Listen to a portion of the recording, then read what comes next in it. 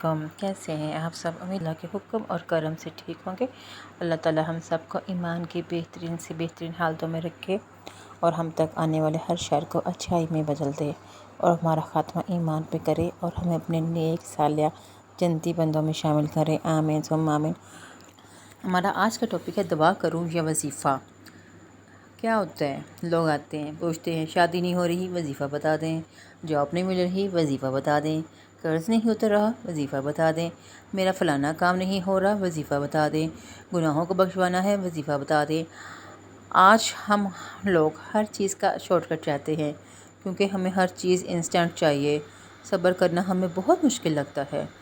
Short cut کے چکر میں ہم اتنے گم ہو گئے ہیں کہ اسلام کی اصلی تعلیمات کو ہی بھول گئے ہیں اور ہم نے وظیفوں کو ہی اسلام سمجھ بیٹھے ہیں۔ اسلام کا وظیفوں سے کوئی تعلق نہیں ہے۔ وظیفے تو کچھ لوگوں کے پرسنل ایکسپیرینس ہوتے ہیں۔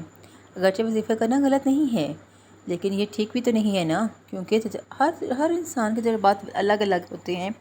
ضروری نہیں ایک شخص کو اگر وظیفے سے ایک رزلٹ ملا ہے، جو رزلٹ ملا ہے آپ کو بھی وہی رزلٹ ملے۔ مسئلہ یہ ہے کہ یہ وظیفے یہ ہمارا وظیفوں پر اتنا پکا عقیدہ ہو چکا ہے کہ ہم سمجھتے ہیں ہمیں جو کچھ ملا ہے وظیفوں کی وجہ سے ملا ہے، اسی لیے ہر کام کے لیے ایک نیا وظیفہ کی تلاش میں لگے رہتے ہیں۔ لیکن ہم نے سوچا ہے کہ اسلام کیا کہتا ہے؟ اسلام کیا کہتا ہے اس بارے میں؟ اسلام ہمیں دعا کی تعلیم دیتا ہے، وظائف کی نہیں۔ آپ یہ کیوں کہیں کہ ہمیں وظیفہ بتائیں؟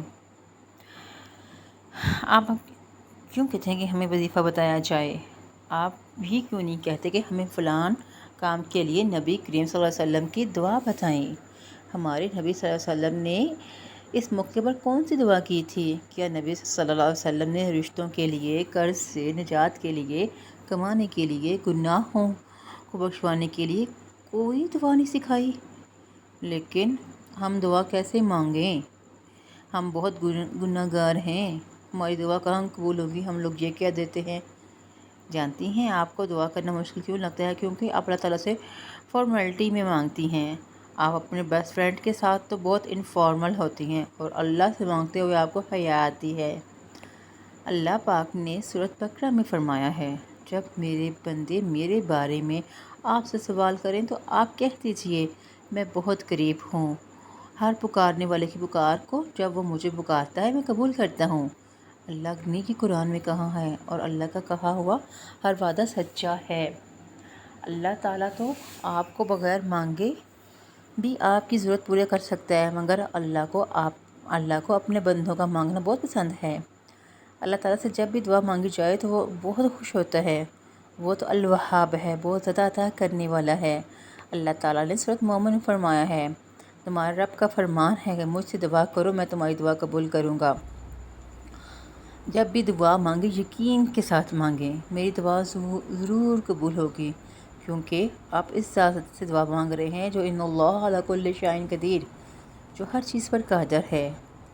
دعا سے پہلے اللہ کی حمد و حمد بیان کریں، دعا میں اپنی ضرورت کو کھل کر بیان کریں، اللہ کو اپنا دوست بنائیں، اسے اپنے دل کی کھل کے باتیں کریں۔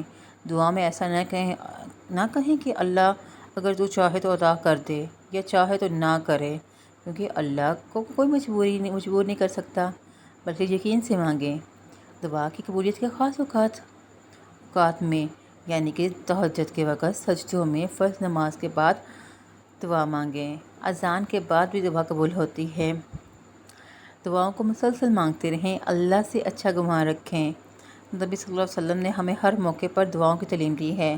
اب یہ ہماری جہالت ہے کہ ہم دعاؤں سے لا علم ہیں اور آج بھی وقت ہے ہمارے پاس کہ ہم اٹھیں اور قرآن و حدیث کا علم حاصل کریں اور دعاؤں کو اپنی زندگی میں شامل کریں، اور یہ جو ہر طرف من گڑت وظیفے ہیں اور ایسے جھوٹ پھیلانے والے لوگوں سے اللہ پاک ہمیں بچائے رکھے، آمین ثم آمین۔